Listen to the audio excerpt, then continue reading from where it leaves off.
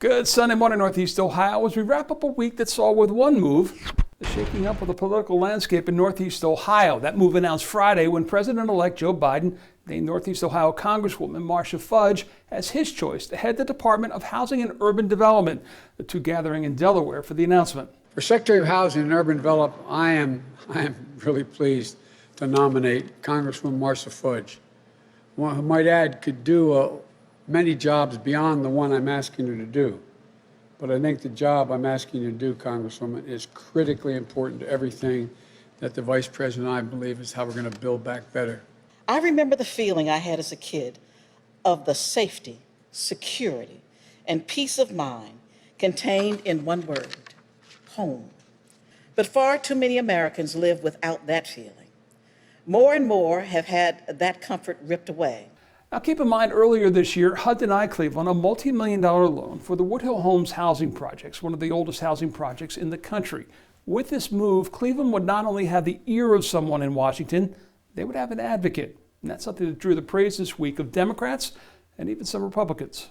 We congratulate her on being chosen for this very important cabinet position.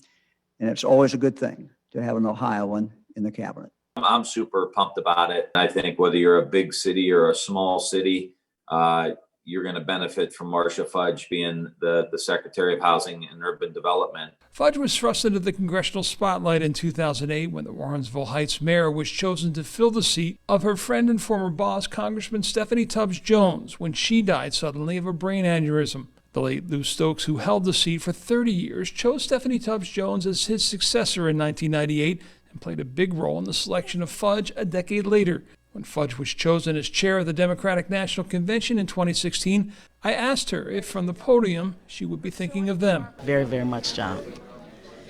So you're going to make me cry now. Very much. They are two people, of course, you know, who I love dearly, who have shepherded me through this process, who have given me much. Yes, I do.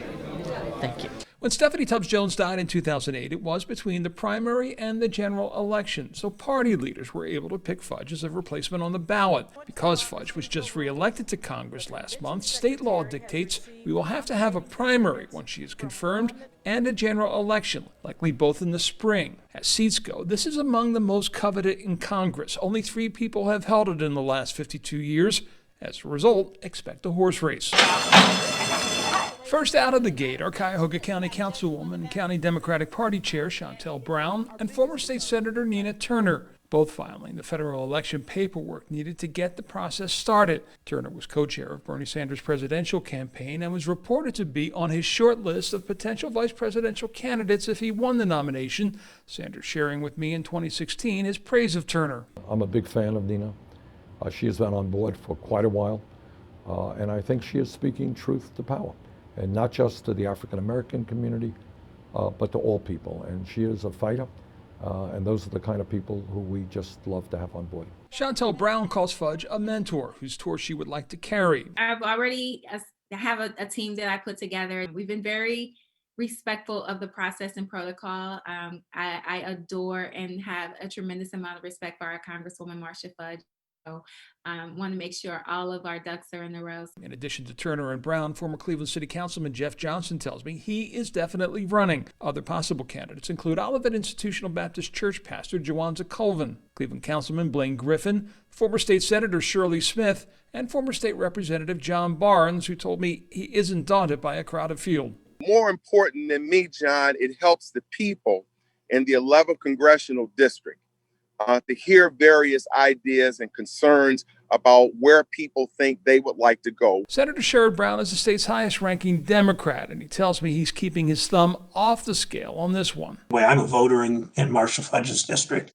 I don't even know who might vote for yet because I don't know who's running, but it's up to the voters, not for the senator from Ohio to tell people how to vote. The senator may not be saying, but News 5 political analyst Dr. Tom Sutton wonders, will the Congresswoman? The real question is going to be, what will Marcia Fudge do in context of getting involved in perhaps anointing someone in the way that she was by Lou Stokes? And that really could be anyone's guess.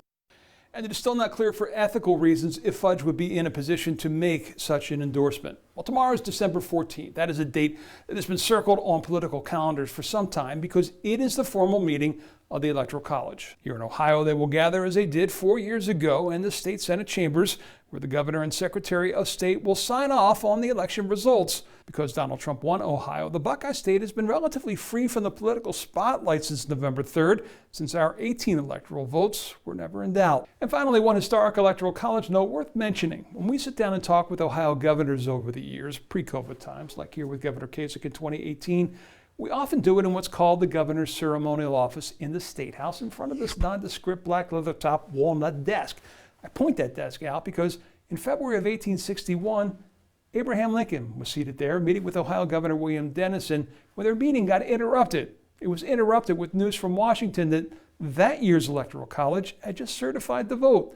Abraham Lincoln found out he would be the next president, seated at that desk in Columbus.